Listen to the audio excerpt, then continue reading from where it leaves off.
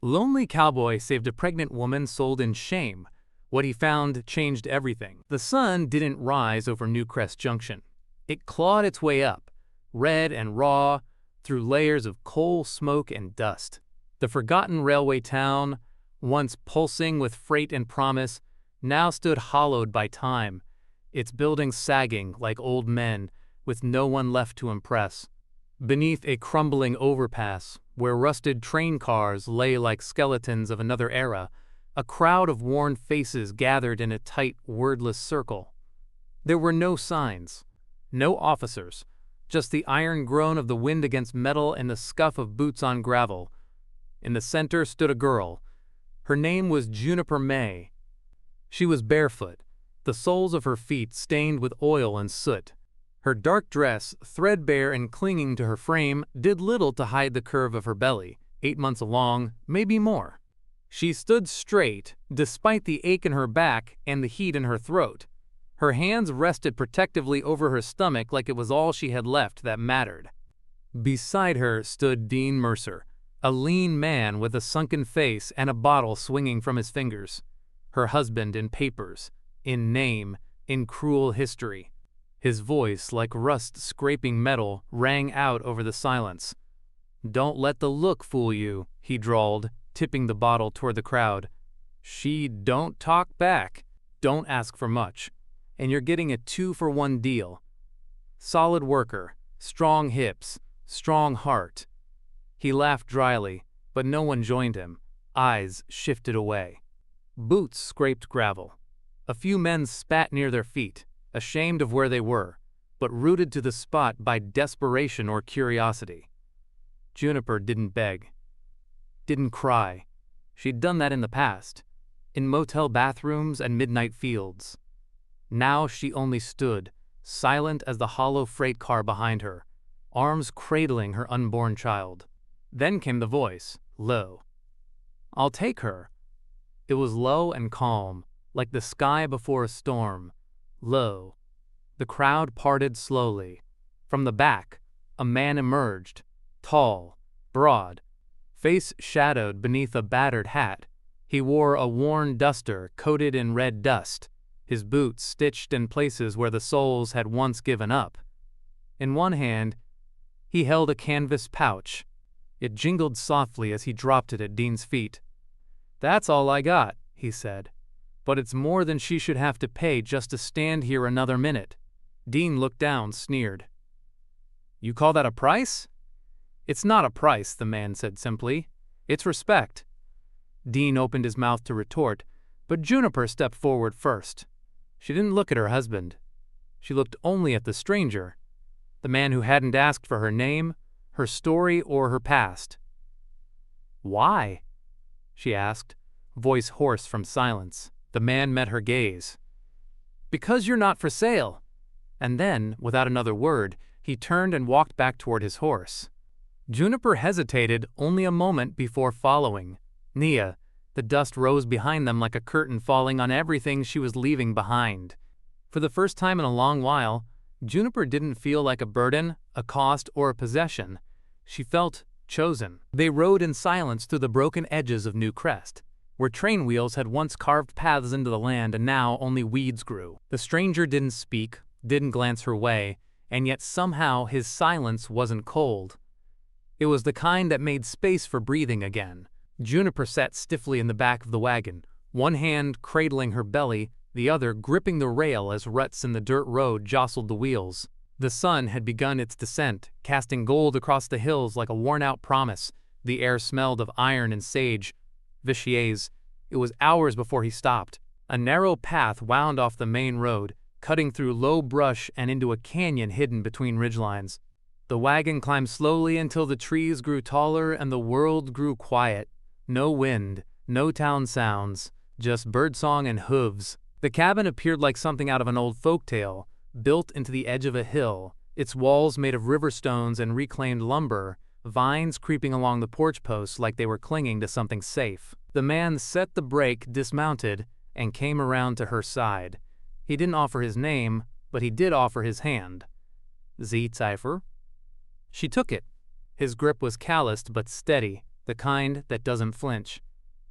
He helped her down with care, not a word spoken, and guided her toward the door. Inside, the air smelled of cedar smoke and wool. A simple fire burned low. The room was clean, sparse but lived in. A table, a bed, a hearth, 2 chairs carved by hand. "You can rest here," he said, voice low, as if unsure if words were still needed. Then he left her alone. Juniper stood for a long time, her arms hanging limp at her sides. Her dress clung damp to her skin. She didn't cry. Not yet. She only looked around at the space that didn't ask anything of her. Later, when night settled over the canyon and the wind whispered through the pines, she found a folded blanket on the bed, still warm from the fire. On the table sat a bowl of stew and a hunk of bread. No note, no instructions, just nourishment. Just nourishment. Chate? She stared at it until her hands trembled. Then, slowly, cautiously, she sat and ate. It was the first real meal she'd had in days. And as she swallowed the final spoonful, something inside her eased. Just a little. Just enough. That night, for the first time in a long time, no one came to claim her, demand from her, or threaten her. And in the stillness of that stone cabin, under a roof that didn't shake when a man grew angry, Juniper slept. Morning arrived like a gentle knock on the soul. Light filtered through the cracks in the shuttered windows, casting lines across the wooden floor like the beginning of a map. Juniper stirred slowly, her hand instinctively moving to her belly. The baby shifted, pressing gently against her palm, a reminder that life still beat beneath the bruises of the past. The cabin was quiet, save for the pop of a dying ember in the hearth. On the table again, food, this time a boiled egg, a chunk of apple, and warm tea in a chipped mug. No sound from outside, no pressure to speak, to explain, to earn, just space. She stood, wrapped the old wool blanket around her shoulders, and stepped out onto the porch. The world smelled like pine and ash and the sweet dampness of dew drying off stone. The man, her stranger, was down near the creek, splitting logs with calm, measured swings. He looked up only once, gave a single nod, then returned to his task. Za-sen. She didn't wave, didn't speak, but for the first time, she didn't feel invisible. Za-sen.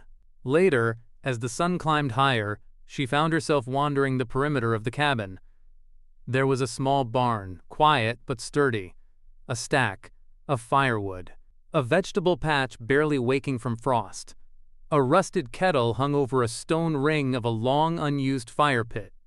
It was all so simple. But it was safe.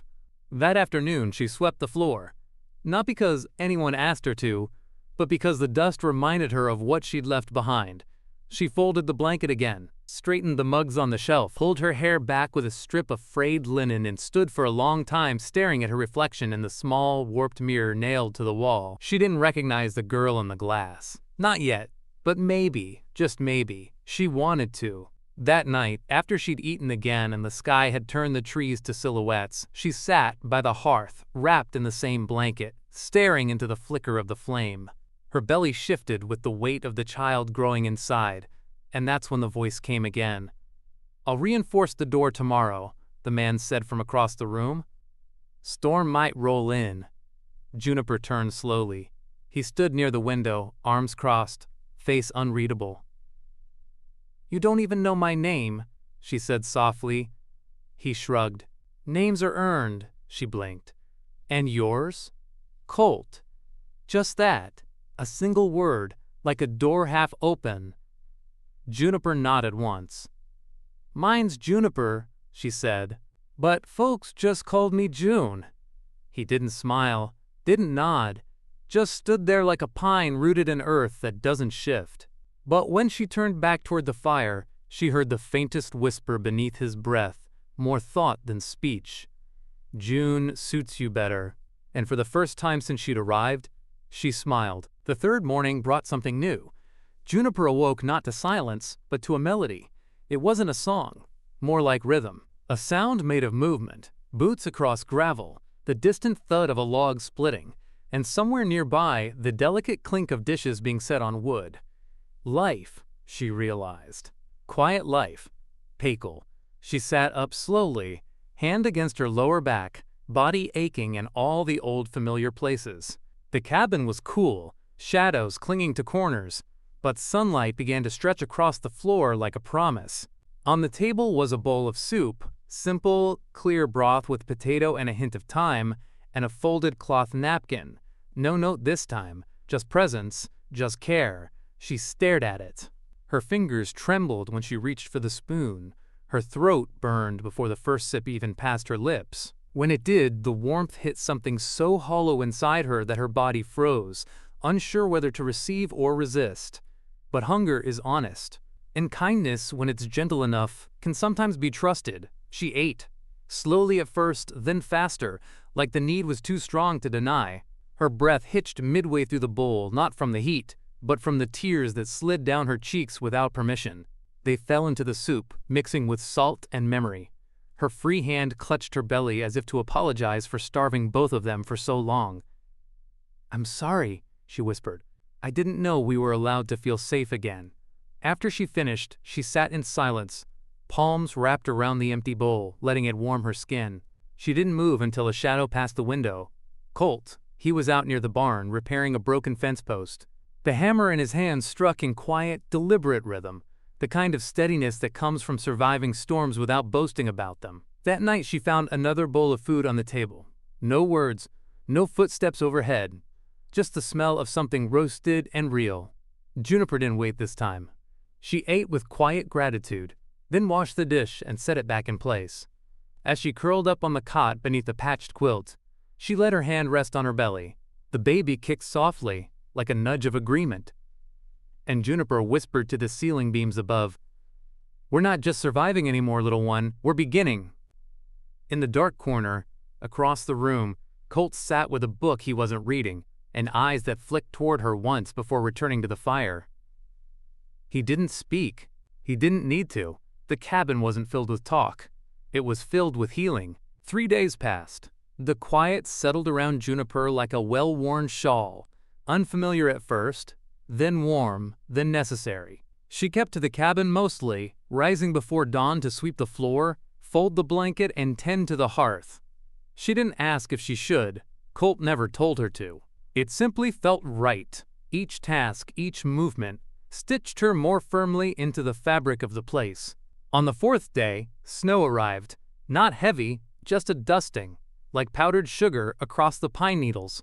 The air had turned crisp, biting at her cheeks as she stepped out to gather water from the stream.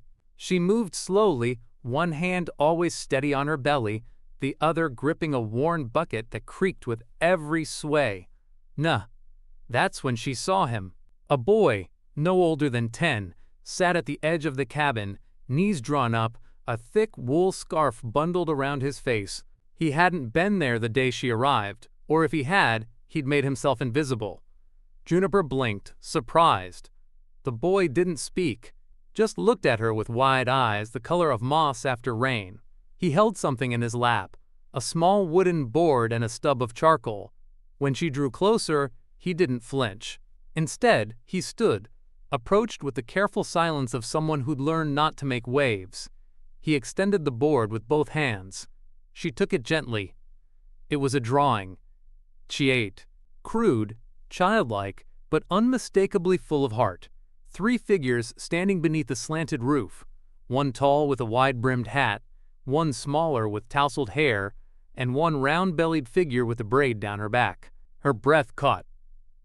Juniper looked up, lips parting to speak, but the boy reached again and, with quick strokes, scribbled something beneath the figures. When he turned the board back to her, it read, "He saved you because he couldn't save my mama." The world tilted.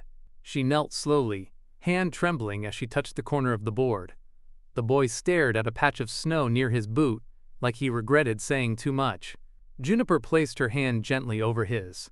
"Thank you," she whispered, voice thick. "That's the kindest thing anyone's ever drawn for me." The boy didn't smile, but his eyes softened, just a little. Later, she placed the drawing beside her bed, smoothing the edges with care. She traced the 3 small figures with her fingertip long after night had fallen, and the fire was just aglow.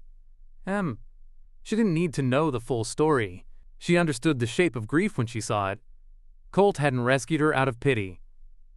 He'd seen pain and chosen not to turn away from it again, and now, because of a boy's drawing in the snow, she finally felt what she hadn't in a very long time: belonging. How are you feeling about the story so far? I'd really love to know what you think. Did it touch your heart or maybe remind you of something from your own life?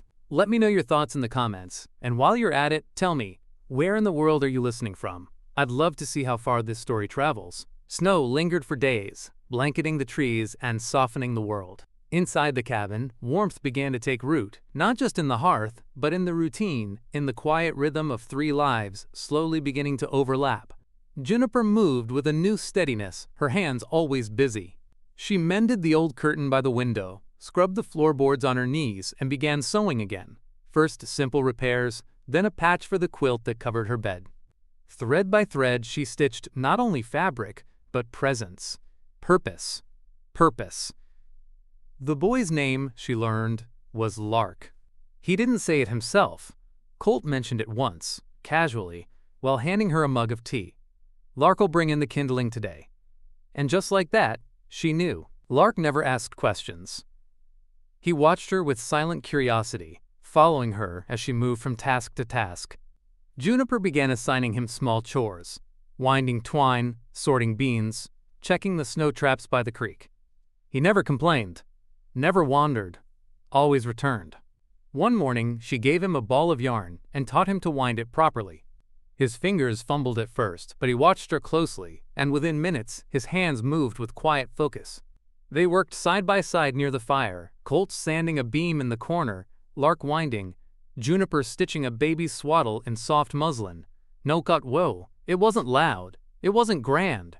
But it was peace. That afternoon, while folding blankets near the bed, Juniper found a small bundle tucked beneath the pillow. Wrapped in a square of flannel was a tiny stuffed rabbit, stitched poorly but earnestly, with mismatched buttons for eyes and uneven ears. She turned to see Lark peeking from the hallway. "You made this?" she asked. He nodded once. Juniper clutched the rabbit to her chest. "She's going to love it." For a moment, the boy's mouth twitched, almost a smile gone in an instant. Later, Colt returned from the ridge with a stack of new timber. By evening, he'd built a small bench outside the cabin beneath the newly extended porch roof. When Juniper stepped out to admire it, he said nothing, only gestured with a tilt of his head and handed her a thick skein of yarn he'd found in an old trunk. "I figured you'd use it better than I ever could." Juniper took it, her eyes lingering on the worn lines of his hands. "You're building things," she murmured. "Not just fences and porches." Colt looked out toward the snow-dusted hills. "Sometimes it's all a man can do.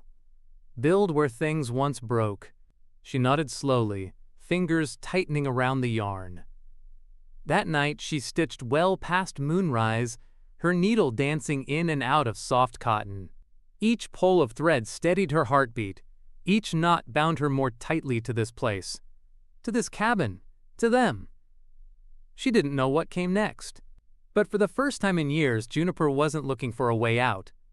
She was quietly, deliberately sewing her way in. The snow had melted in patches, revealing slick moss and wet stone along the river trail. Juniper hadn't planned to go far that morning, just far enough to clear her thoughts and stretch her legs after a long night of shallow sleep and kicking from the baby inside her. Colt had gone to mend the back gate. Lark trailed ahead with his small rope basket, hopping from rock to rock with quiet ease. Juniper followed slowly, one hand pressed against her back, the other holding the walking stick Colt had carved her from mountain ash.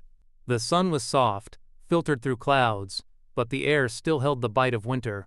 Hack-hay, she saw it before it happened. Hack-hay, cack-hay, a patch of frozen moss hidden beneath a bend in the trail. She stepped on it. Her boot slipped. Time collapsed into itself. She fell hard, hip to stone, hands scraping against cold earth, and the pain shot through her body like fire. But it wasn't her hip that terrified her. Pull. It was her belly. Pull, pull, dole. The deep, twisting ache that pulsed from inside. Like something pulling wrong, something unraveling.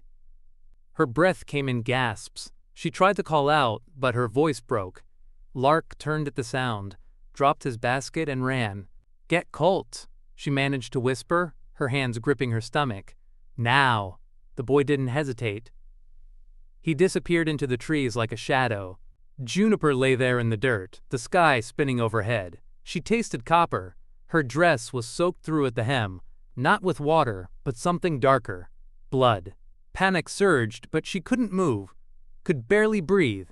Then suddenly, warmth. Arms. Colt. He didn't say anything, just lifted her into his arms as though she weighed nothing, one hand cradling her back, the other under her knees. His jaw was clenched, eyes dark, shoulders taut with fear. She heard his voice, low, urgent, but the words didn't register. Only the vibration of it in his chest. Back at the cabin, he laid her gently on the bed and moved like a man remembering old instincts. Water, fire, whiskey, clean cloth. The battlefield medic in him, the one buried beneath years of solitude, rose without hesitation. He cleaned the wound, pressed warmth to her skin, whispered things he couldn't believe he was saying. "You're going to be all right. I've got you. Stay with me." Juniper drifted in and out, her mind fogged with pain and exhaustion. She felt the cool cloth on her forehead, the pressure of his hand gripping hers. The faint cry of Lark curled in the corner, trying not to sob. Sometime past midnight, Juniper stirred. Her lips moved, dry and cracked. "I'm not worth this," she murmured. "Not for you, not for anyone." Colt leaned closer. His voice was hoarse. "You don't get to decide that." She looked at him, barely seeing. "Why do you care?" His answer was almost a whisper. "Because I already lost one." He paused, breath shaking. "I thought I had more time. I held her hand when it went cold. I don't get to make that mistake twice." Juniper closed her eyes, tears sliding down the sides of her face. Her hand gripped his weakly, but she didn't let go. And neither did he. When dawn bled in through the shutters, her breathing was slower, steadier. The bleeding had stopped. The baby, miraculously, still stirred. Lark sat curled at the foot of the bed, clutching her blanket. Colt remained beside her, unmoving, hand still wrapped in hers. Hope hadn't left them. Not yet. The first contraction came as the wind howled down from the ridge. Juniper gritted her teeth and leaned against the table, one hand pressed hard to the small of her back. Snow battered the cabin windows and sheets, and the fire roared in the hearth like it understood what was coming. Colt looked up from the firewood pile, eyes sharp. "It's time?" Juniper nodded once, sweat already glistening along her brow. "Every 5 minutes," she whispered. Colt's jaw tightened. "No doctors getting through this storm tonight." "I know." They moved without panic, purposeful, precise.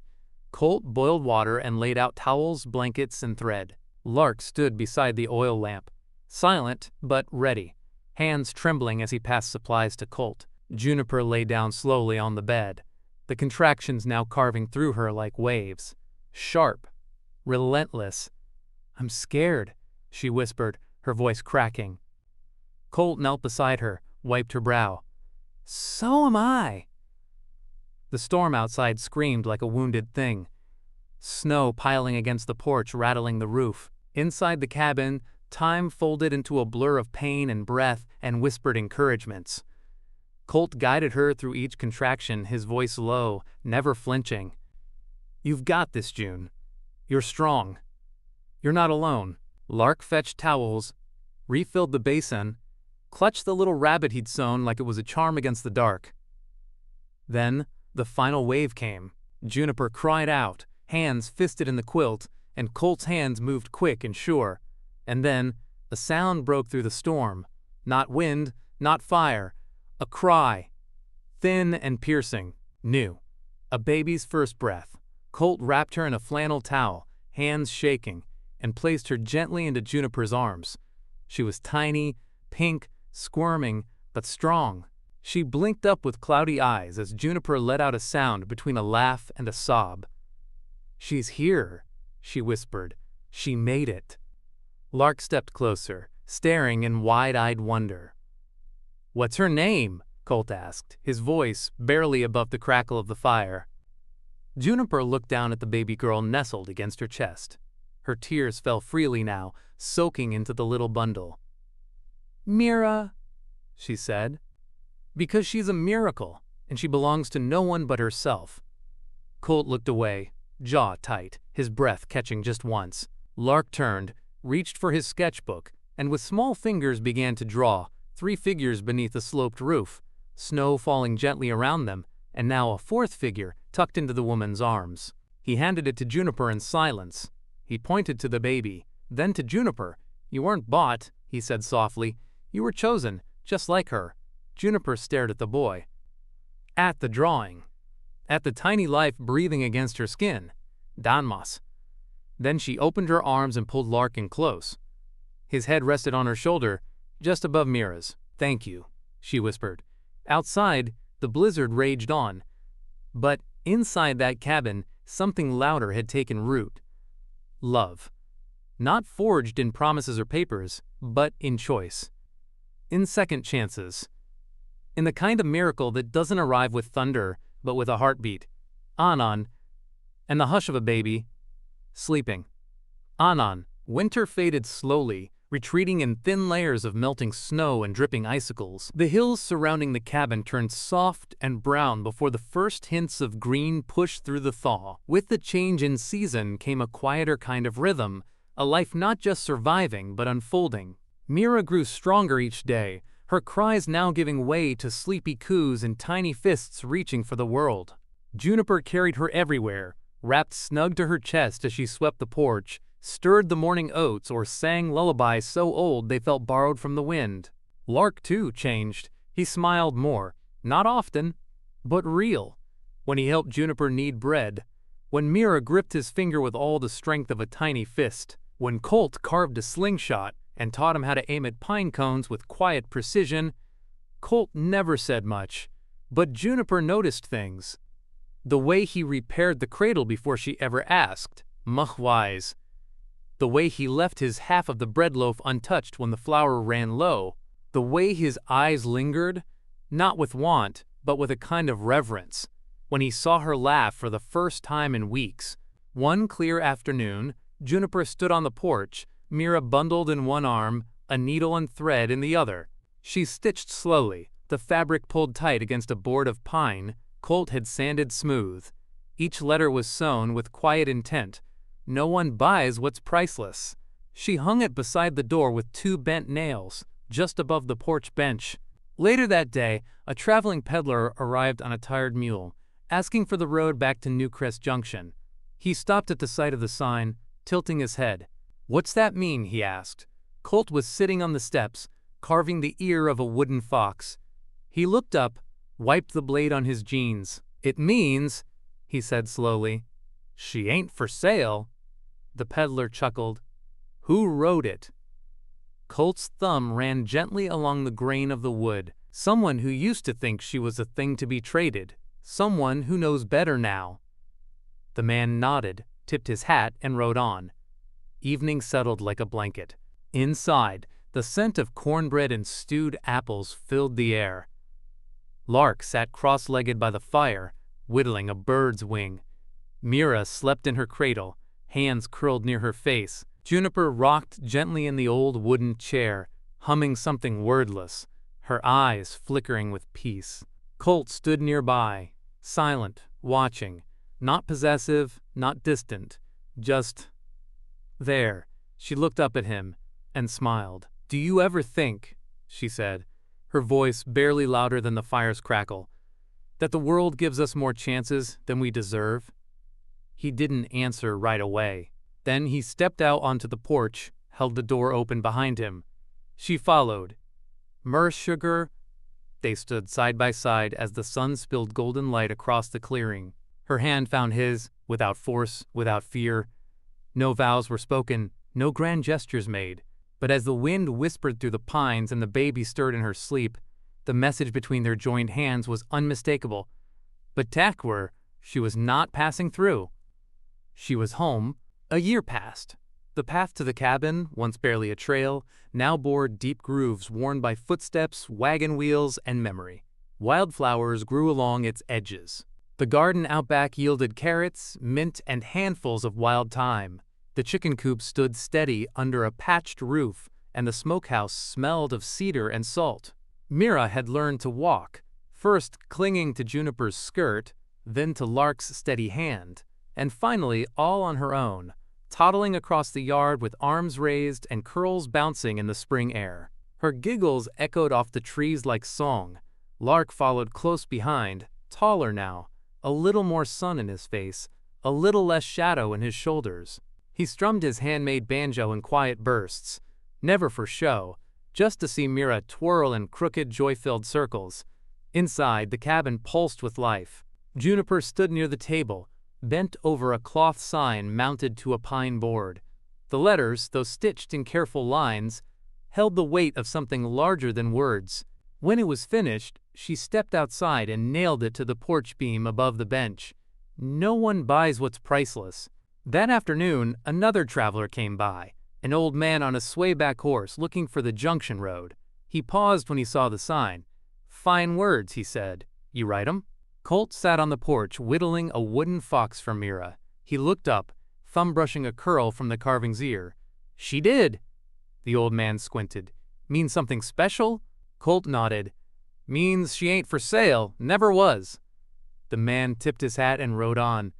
Evening draped itself across the mountains in gold and violet.